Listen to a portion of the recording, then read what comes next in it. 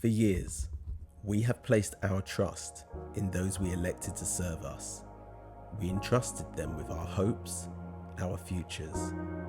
We have been told that our leaders act in our best interest, that the systems they have built are for our benefit. But what happens when that trust is shattered? What happens when those in power betray us time and time again, leaving behind a legacy of corruption, scandal, and neglect?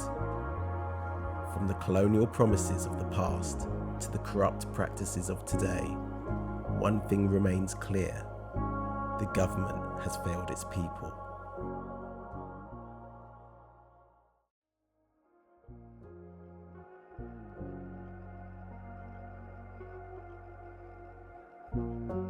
The Israel-Palestine War is one of the most deeply entrenched and contentious disputes of our time.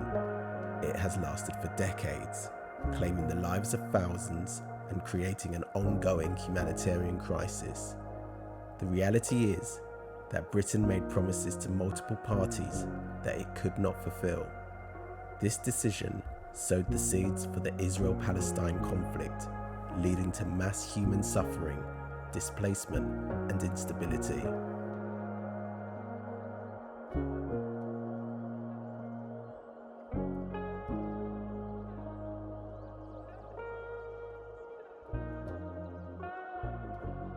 The closure of the British coal industry devastated entire communities, a decision driven by ideology, not compassion, that marked the abandonment of the industrial Britain and its people.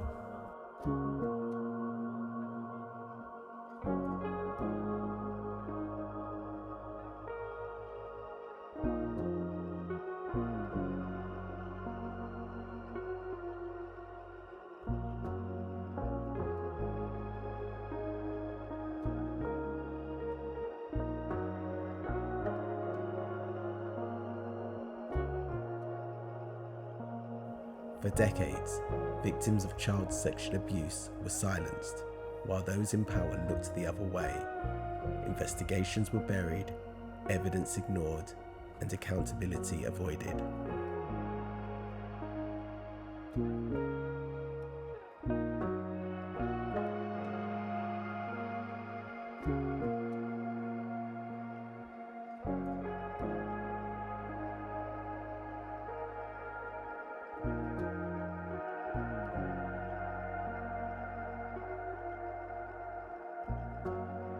PFIs were sold as clever financing. In truth, they shackled public institutions with unbearable debt. Projects worth £60 billion will cost us more than £300 billion. We are paying the price while private investors cash in.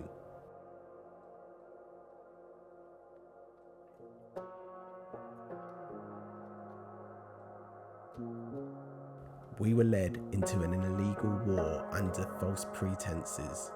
The cost? Hundreds of thousands of lives, global instability, and a betrayal of democracy.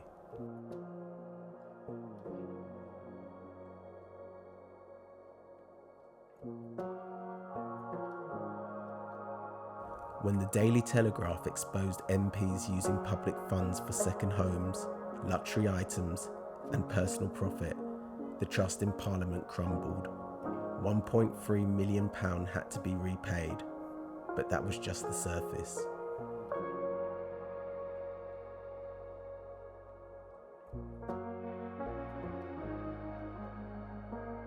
Politicians caught offering influence for cash, democracy for sale to the highest bidder, a disgrace that proved our government can be bought.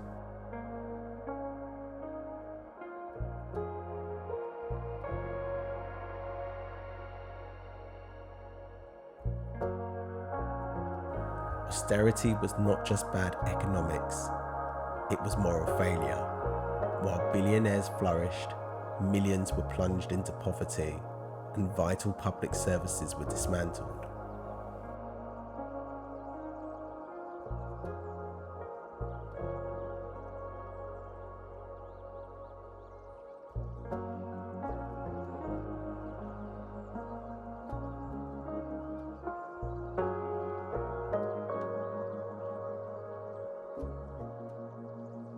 essential services handed to corporations that could not deliver. When Serco and Capita failed, it was not the CEOs who suffered, it was the public.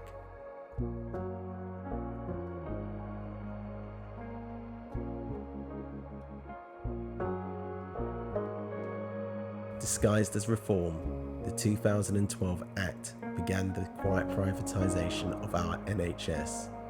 Care declined, costs soared, and private firms profited from public illness.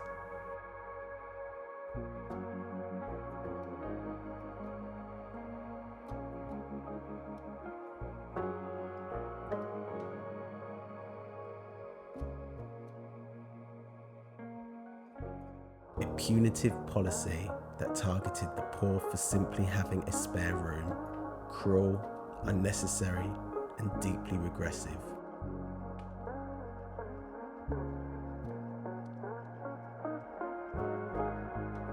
Universal credit promised simplicity.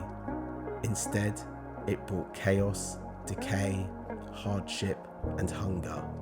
A modern welfare system that failed the very people it was meant to help.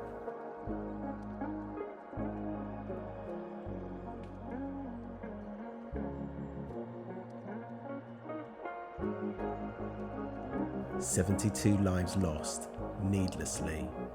Unsafe cladding, ignored warnings, deregulation. The government gambled with lives, and we all saw the price."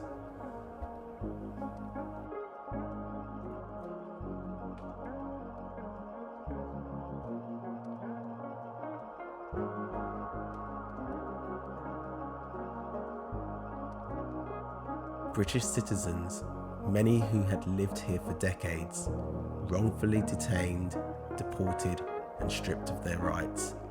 A national shame built on systemic injustice.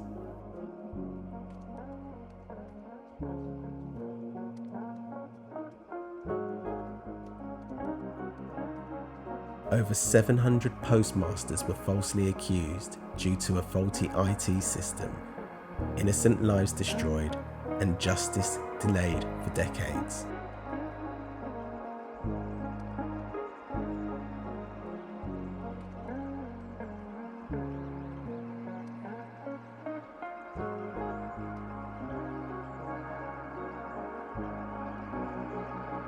Land meant for affordable homes sold to luxury developers. Council homes vanished while rents soared, a deliberate destruction of public wealth.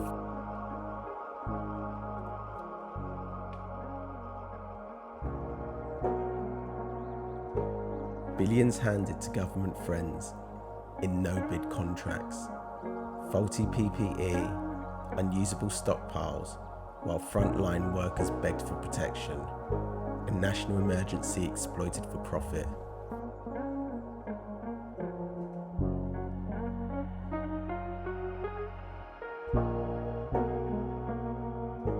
£37 billion spent on a system that did not work. Targets missed, data mishandled, the money vanished, but the consequences did not.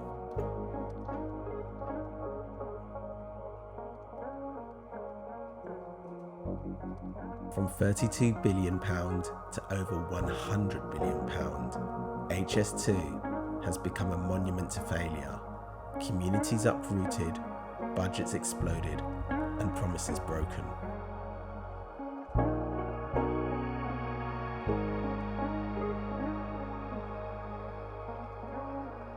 Hundreds of millions wasted on a deportation plan that deported no one, condemned by courts, opposed by experts, but still funded by our taxes.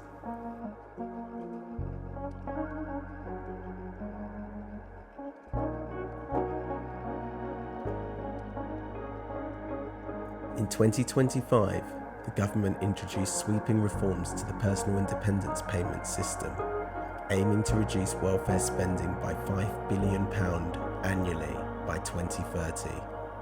These changes tightened eligibility criteria, particularly impacting those with mental health conditions, and are projected to disqualify over 1 million current and prospective claimants, These measures will push hundreds of thousands into poverty, stripping them of essential support and making them invisible within local support systems.